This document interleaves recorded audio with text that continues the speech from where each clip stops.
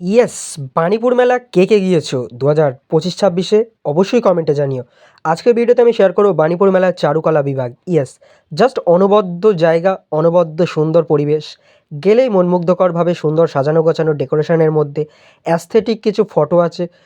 পেইন্টারদের হাতের কারুকার্যের মধ্যে দিয়ে যে একেবারে নবরূপে চিত্র প্রকাশ লাভ করে তা এখানে নিদারুণভাবে তুলে ধরা হয়েছে। মানে একজন শিল্পীর শিল্পসত্তা যে কোন লেভেলে যেতে পারে তা একমাত্র এই জায়গাটায় না দেখলে বুঝতে পারতাম না। তবুও এখানে কিছু শিল্প আছে যেগুলোর মধ্যে দিয়ে যে সমাজের প্রতিচ্ছবি তুলে ধরা হয়েছে, সমাজের করুণ বাস্তব চিত্র তুলে ধরা হয়েছে, যার ভিত্তি বা যার ইতিহাস জানলে হয়তো আমাদের চক্ষু চড়ক গাছে উঠে যাবে। মানে বলা চলে যে ছবি যখন কথা বলে, ইয়েস, এরকম একটা প্রবাদ আছে না, ছবি যখন কথা বলে তখন আর ক্যাপশনের প্রয়োজন হয় না।